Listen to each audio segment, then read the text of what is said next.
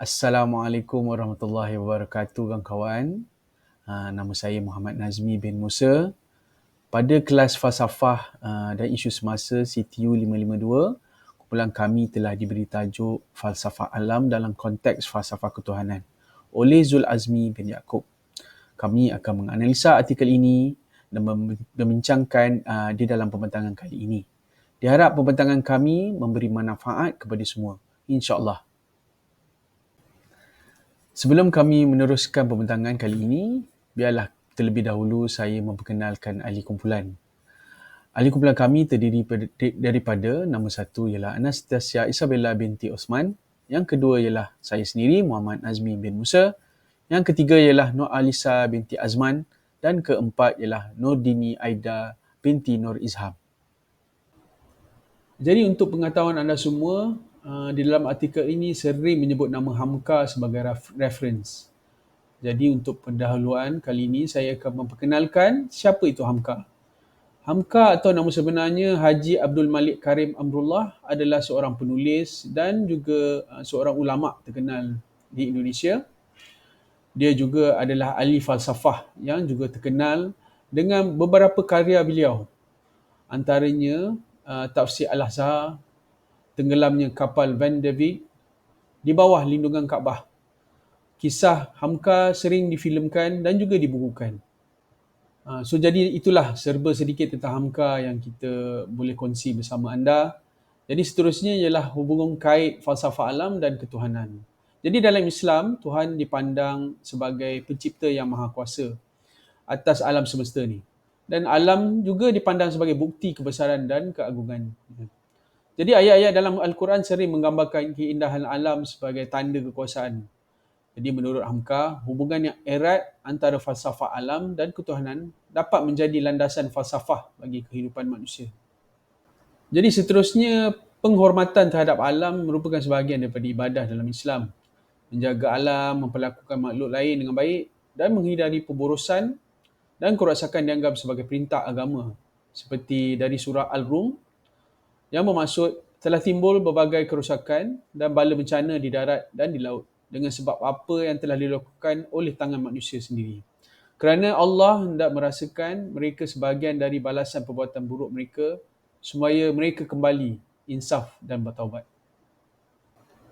Seterusnya, kami akan membincangkan sedikit tentang semiotics dan juga kepentingannya dalam representasi alam kepada manusia. Seperti yang anda tahu semua, semiotics adalah pembelajaran tentang tanda-tanda, simbol dan makna yang terkandung di dalamnya. Disiplin ini melibatkan analisis tentang bagaimana tanda-tanda digunakan, dipahami dan diterjemahkan dalam konteks budaya, bahasa dan juga komunikasi manusia. Istilah semiotik ini berasal daripada perkataan semiosis yang mengacu pada proses penggunaan tanda-tanda untuk memberi makna. Jadi semiotik telah digunakan oleh pemikir-pemikir daripada Barat dan juga pemikir-pemikir di Asia, dan juga telah digunakan juga di karya-karya Melayu di dalam Nusantara kita ini. Seperti dalam Al-Quran juga, Allah berfirman, dialah yang meniupkan angin sebagai pembawa kabar berita sebelum kedatangan rahmatnya iaitu hujan. Dan kami turunkan dari langit air yang amat bersih. Surah Al-Furqan ayat 48. Jadi ayat di atas jelas menunjukkan penggunaan semiotik sebagai contoh hujan sebagai rahmat dan secara langsung memberi erti bagaimana pencipta yang Maha Esa memberi rahmat kepada hamba-Nya melalui alam. Assalamualaikum dan salam sejahtera. Saya Anastasia dan hari ini saya akan membentangkan sedikit sebanyak tentang kelebihan artikel. Setelah meneliti keseluruhan artikel ini, ternyata terdapat beberapa kelebihan dalam kandungan artikel. Kelebihan yang pertama adalah penulis menekankan kepentingan kewujudan alam sekitar sebagai makhluk sang pencipta. Di dalam artikel, penulis mengaitkan hubungan alam sekitar dengan konsep ketuhanan yang merujuk kepada Allah SWT sebagai pencipta. Penulis juga menambah bahawa alam sekitar memberi manfaat zahir dan batin kepada spiritual manusia jika dihadam oleh masyarakat yang menggunakan akal sebaiknya. Kelebihan nombor 2 adalah tanggungjawab manusia terhadap alam sekitar. Di dalam artikel, penulis menasihati supaya manusia bertanggungjawab terhadap alam sekitar yang sudah punah didominasi dan dieksploit manusia. Hal ini kerana manusia memainkan peranan sebagai ejen pengubah ekosistem utama. Maka penulis menuntut agar manusia menggunakan kebijaksanaan mereka dalam menguruskan alam sekitar dan menerapkan falsafah etika di dalam menguruskan alam. Melalui artikel ini, pembaca dapat mempelajari sifat masyarakat kini yang semakin mengendahkan ilmu alam sekitar. Kini, masyarakat kurang mendalami hubungan alam dengan perintah agama kerana hakikatnya masyarakat moden sudah meminggirkan agama sebagai tiang kehidupan seorang yang beragama Islam. Malah, mereka juga lebih berpaksikan ketentuan manusia sebagai ukuran baik dan buruk sesuatu perbuatan. Kelebihan yang ketiga, penulis juga menyatakan falsafah alam sekitar adalah peneraju kepada pembentukan dan pemerkasaan falsafah ketuhanan dalam diri manusia. Di dalam artikel, penulis berkata, walau semaju mana sekalipun sesebuah masyarakat, mereka akan sentiasa bergantung kepada peranan alam dalam hidup harian mereka. Sebagai contoh, kaedah cerapan bulan masih digunakan pada zaman moden bagi menentukan tarikh menjelangnya Ramadan dan Syawal. Artikel juga menyarankan masyarakat untuk memastikan kelestarian alam dari peringkat metafizik, rohania dan intelek seperti mana yang dikehendaki agama. Kelebihan yang terakhir adalah struktur artikel yang tepat kerana ia berlandaskan sumber rujukan yang sahih dan jelas. Contohnya, kandungan artikel adalah dari Al-Quran, hadis dan para ilmuwan. Sebagai contoh, dalam karangan Hamka 1979, 1-2 seperti yang dilampirkan di dalam slide,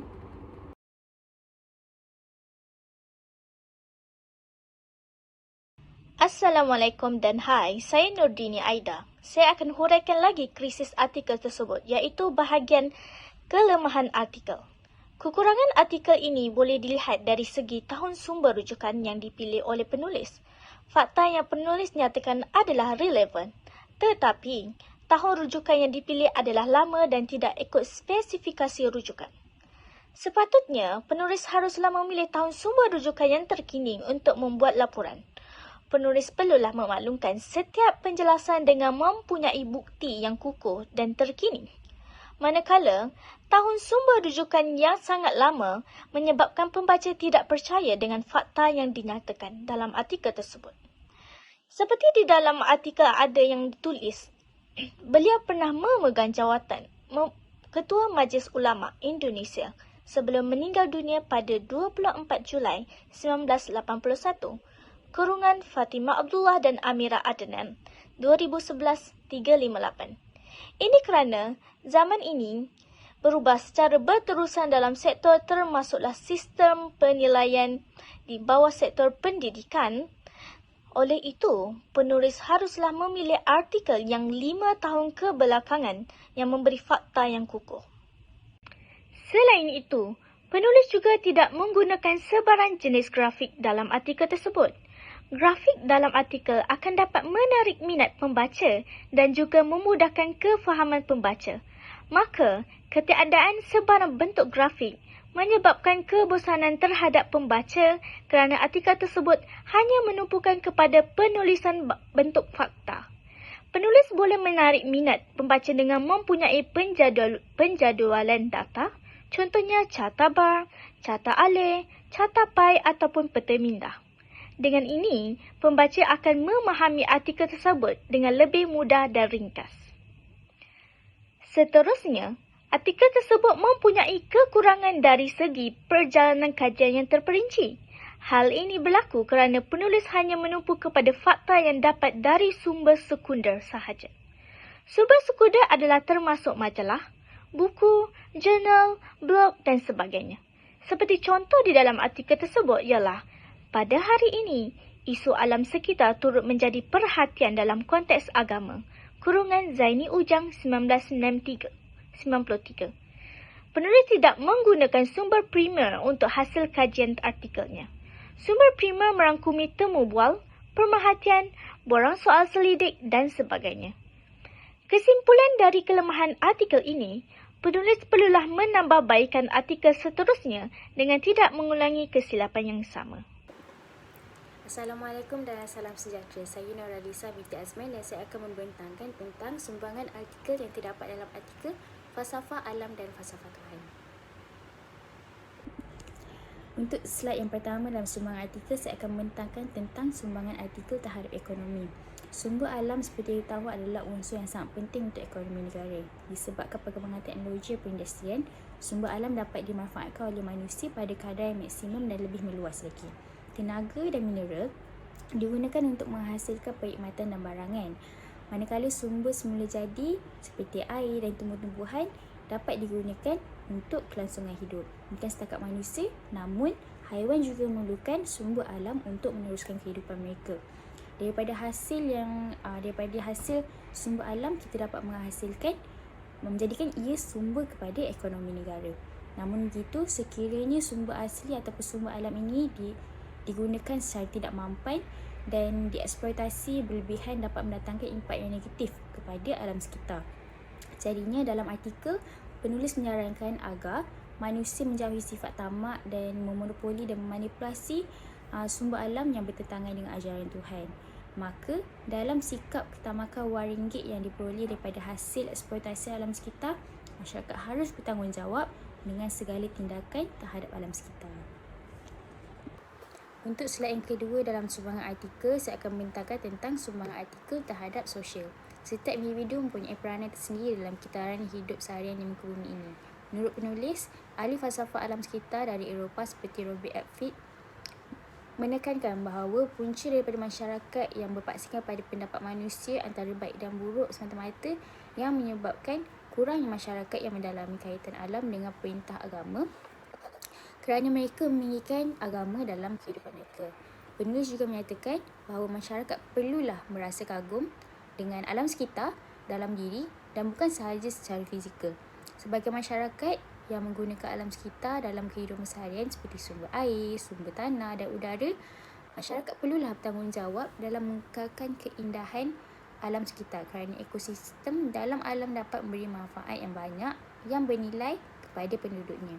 Kesimpulannya, seperti yang dikatakan dalam slide, penulis menekankan masyarakat perlu bersyukur dan menghargai kebesaran Tuhan yang terbesar ini agar manfaatnya dapat digunakan oleh setiap individu dengan baik.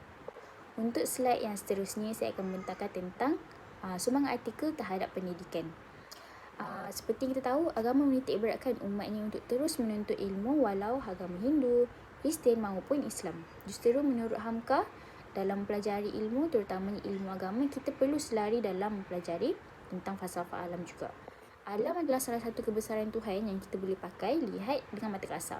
Dengan itu, sebagai masyarakat yang beragama, kita perlu menghayati alam sekitar dengan rasa ingin tahu dalam diri tentang kewujudannya serta kaitannya dengan falsafah ketuhanan. Pada detik ini, pada waktu sekarang ini, setengah masyarakat memandang enteng, maksudnya memandang remeh tentang kewujudan alam. Mereka terbiasa dengan kewujudan alam yang sedia ada dan menggunakannya tanpa memikirkan siapakah yang mewujudkan alam semesta ini. Hal ini menyebabkan berlakulah kerosakan pada alam dan kerosakan spiritual mereka yang memiliki pandangan alam yang sekular. Kesimpulannya, seperti yang dalam slide, penulis menyatakan bahawa setiap individu mempunyai tanggungjawab masing-masing dalam menjaga kelestarian alam agar kita dapat mempelajari falsafah ketuhanan serta mengaitkannya dengan falsafah alam. Untuk slide ini, saya akan membentangkan sumbangan artikel terhadap politik. Falsafah alam dan falsafah ketuhanan adalah dua konsep yang boleh mainkan peranan dalam memahami dan pelaksanaan sumbangan politik. Memahami falsafah alam boleh memberi sumbangan besar kepada pembentukan dasar yang menyokong ekosistem yang seimbang. Ini juga boleh melibatkan pelindungan alam sekitar, pemeliharaan sumber asli dan pembangunan teknologi yang mesra persekitaran. Dalam artikel juga mengatakan bahawa sarjana alam sekitar Malaysia seperti Zaini Ujang menjelaskan, kebelakangan ini ramai pihak yang sudah mula prihatin dengan isu krisis alam sekitar. Ada yang mengaitkannya dengan permasalahan sistem pendidikan dan sistem sosial masyarakat. Serta terdapat juga pandangan yang mempersoalkannya dari sudut falsafah, teknikal dan sains. Politik juga berasaskan Falsafah alam sekitar boleh mempromosikan idea kemampanan dan pengurusan dan pembangunan sumber. Ini termasuk pertimbangan jangka panjang dalam dasar ekonomi dan pembangunan infrastruktur. Politik yang mencerminkan falsafah ketuhanan boleh mewujudkan rangka kerja etika dan moral mendasari dasar awam. Okey, ini boleh membawa kepada perundangan yang menyokong nilai keadilan, keamanan dan hak asasi manusia. Politik berteraskan nilai-nilai inilah yang boleh menyumbang kepada perlindungan hak individu, mengatasi ketidaksamaan dan mewujudkan keadilan sosial. Dalam artikel juga penulis mengambil dari sumber di luar yang mengatakan berbeza sekali masyarakat terdahulu dengan masyarakat sekarang. Yang masyarakat dahulunya mereka menghargai alam berbanding masyarakat sekarang. Prinsip-prinsip ketuhanan yang juga menyokong pemekasan ekonomi komuniti dan kerjasama antara rakyat untuk mencapai matlamat bersama. Politik yang mengiktiraf nilai agama boleh mewujudkan iklim inklusif yang menghormati kepelbagaian agama dan kepercayaan adalah penting untuk diambil perhatian bahawa pelaksanaan dan pentafsiran konsep-konsep ini boleh berbeza mengikut konteks budaya dan politik. Menurut penulis juga, Hamka mengatakan manusia gagal meyakinkan diri masing-masing bahawa alam adalah milik Tuhan. Masa depan alam ini seakan-akan ditentukan oleh hawa nafsu manusia sebagai paksi membuat keputusan ke atas alam milik Tuhan. Falsafah alam dan ketuhanan boleh menyediakan asas moral untuk dasar politik yang bertujuan untuk mencapai kemakmuran masyarakat dan kelestarian alam sekitar. Alam merupakan objek yang mempunyai nilai yang sangat tinggi dan merupakan kebesaran Tuhan Sang Pencipta.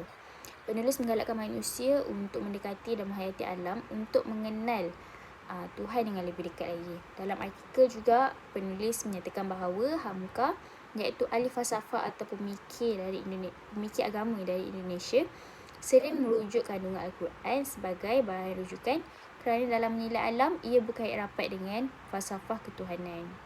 Begitu juga yang tertulis dalam surah Ar-Rum ayat ke-30 bahawa telah banyak berlaku kerosakan dalam alam sekitar yang punca daripada perbuatan manusia sendiri. Pada abad ini, kerosakan tetap berlaku atas sebab ketamakan hawa nafsu manusia di atas muka bumi. Perkara ini punca kerana mereka tidak mendalami dan memahami isi kandungan Al-Quran dalam kehidupan seharian.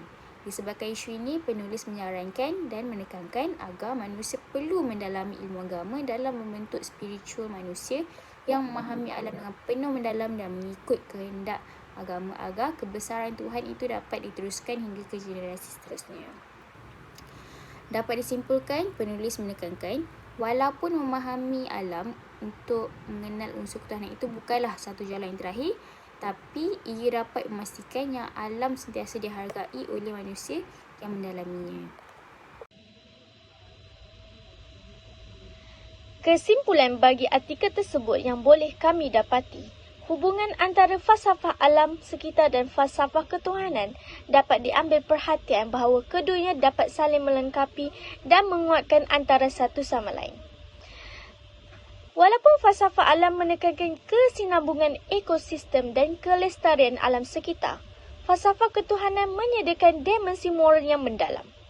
Falsafah alam sekitar mendorong pemeliharaan dan perlindungan lingkungan sebagai tanggungjawab manusia terhadap alam. Dalam konteks ketuhanan,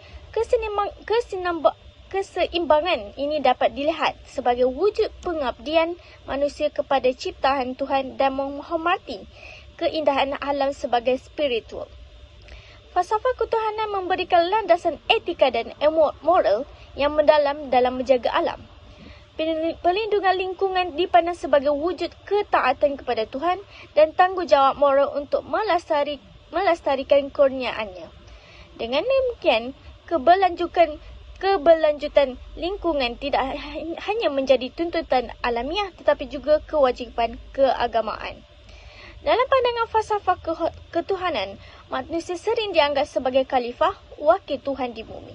Oleh itu, dasar politik berasaskan falsafah alam sekitar boleh mewujudkan kesedaran bahawa memelihara alam semula jadi adalah sebahagian daripada peranan kita, khalifah.